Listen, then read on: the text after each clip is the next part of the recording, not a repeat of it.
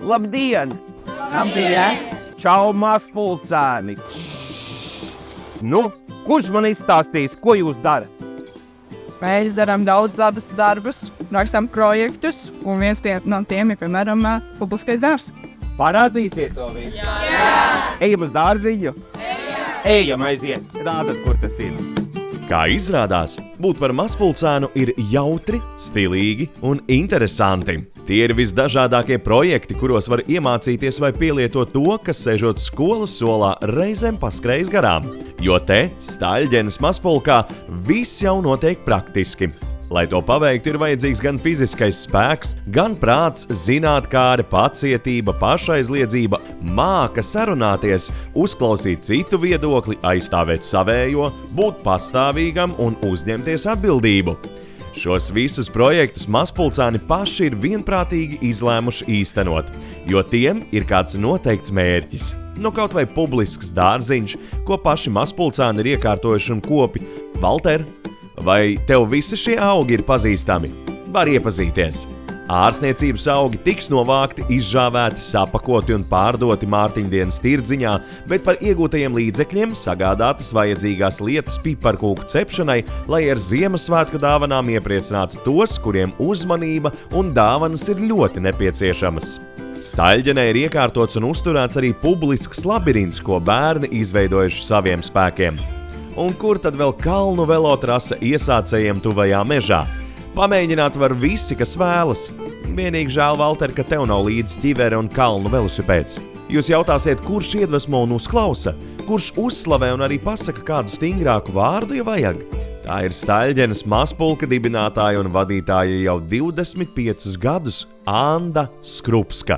Pedagogs ar lielo burtu. Viņai palīdz arī jaunieši, kuri jau beiguši mazpulcēnu gaitas, bet ar sirdi ir mazpulkā.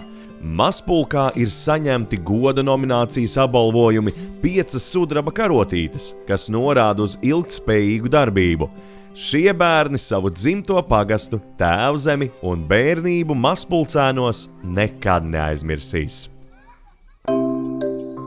Šobrīd mēs ar Staļģenes mazpulcēniem un skolotāju Andu atrodamies zem sanām kļavām. Jūtu, ka tēja jau kūp un arī smaržo. Starp citu, tēju jūs paši esat salasījuši, jā?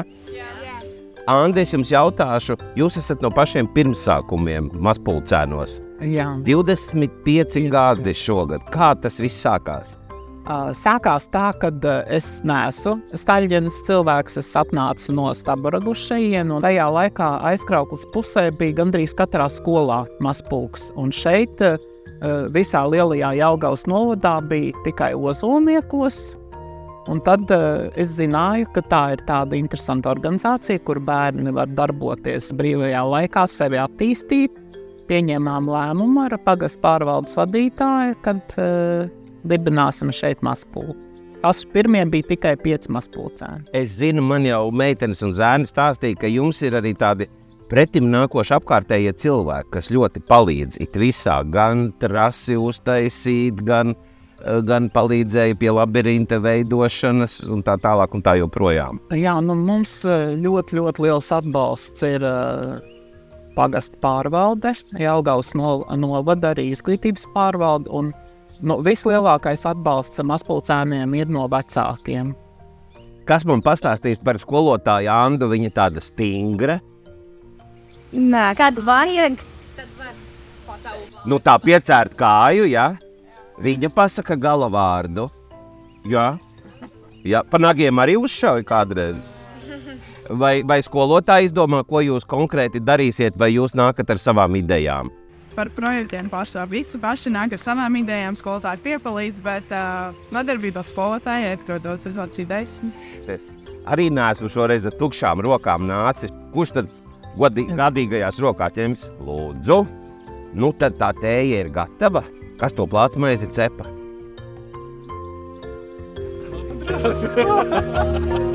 Staļģenes mazpulks sējējam novēl turpināt rūpēties par Latvijas laukiem, būt čakliem, atsaucīgiem un augsim Latvijai! Uzņēmīgi, jā, nekas. Atsaucīgi.